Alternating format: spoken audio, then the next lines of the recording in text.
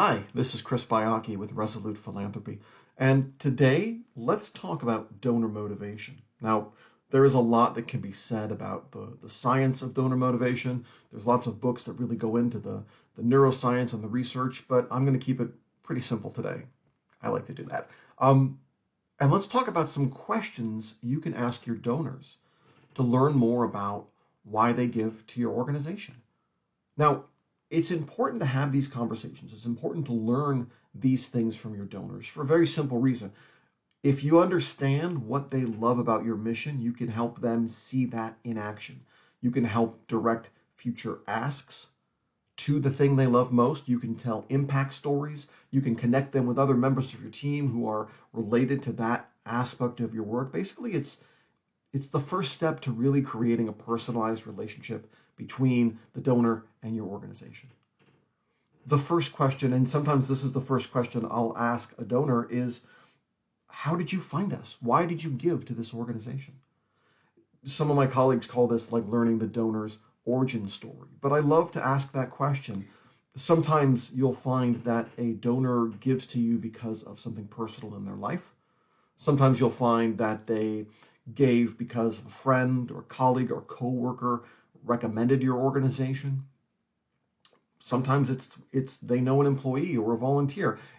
The why doesn't really matter, right? The answer is not important. What's important is to start having the conversation with the donor about how they first found your mission, how they fell in love with your organization. And the great thing about this question is it's not just a question that you ask a brand new donor. It can be a question that you ask a longtime donor that you maybe haven't met yet, or a longtime donor that you're hoping to kind of rekindle a relationship with. It's a great way to remind the donor why they connected with your mission in the first place. Another question I like to ask is, I love to ask donors about the other nonprofits they support. And I'd like to do this for a couple reasons. First off, it's important to remember that they are not your donors. You are one of their charities. People support multiple charities. Although when I was coming up in fundraising, there was always this kind of unspoken assumption that your donors were your donors and you had to hold on to them, and you couldn't let them get connected with other nonprofits or else they'd leave you. I was taught with a lot of scarcity mindset. That's just how the business was done back in the day, and there's a better way to do it. So having a conversation with a donor about the other charities they're involved with not only gets you to learn about the other causes that are important to this person or this family, it helps remind them that they are charitable, generous people.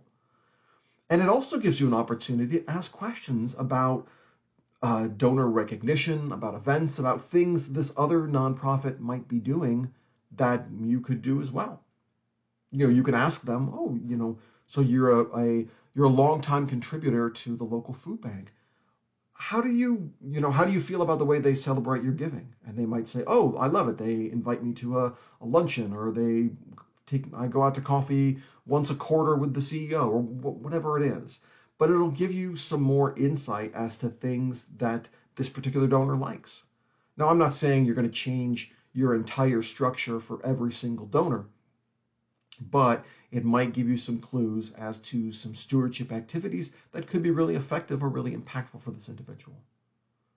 Now, two things to keep in mind when we're talking about asking questions of these donors. First off, if you are not in the habit of having conversations with donors, and a lot of you aren't, it's a skill you have to build. And we can talk more in another video about building that skill. But if your organization hasn't been in the habit of reaching out and having these conversations with your donors don't have these habits either.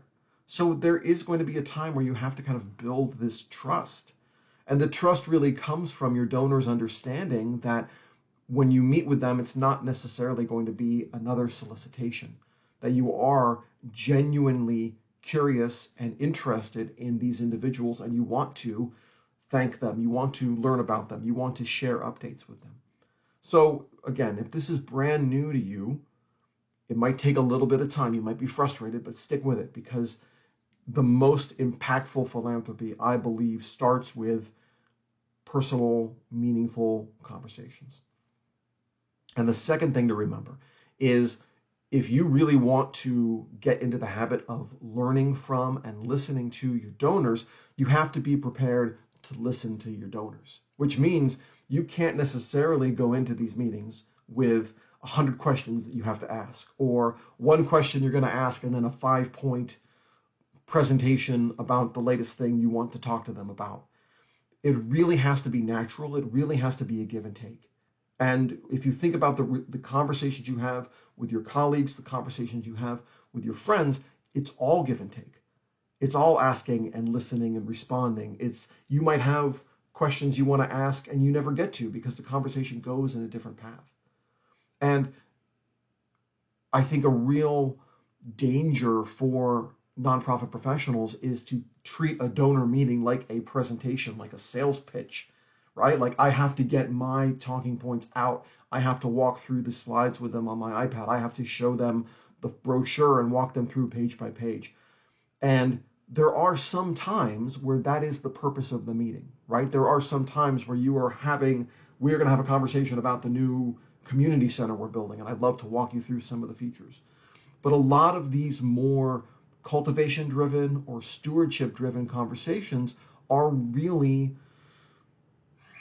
they've got a flow to them. They've got a natural cadence to them, and you can practice this. You can get better at this. And if you don't do it a lot, you can start doing it and you can get better and better. And through these conversations, you're going to learn more about these individuals who are generous and supportive of your mission. You're going to learn about other charities and causes that are important to them, and you're going to learn how they first found you. Why did they give? And for longtime donors, why do they keep giving?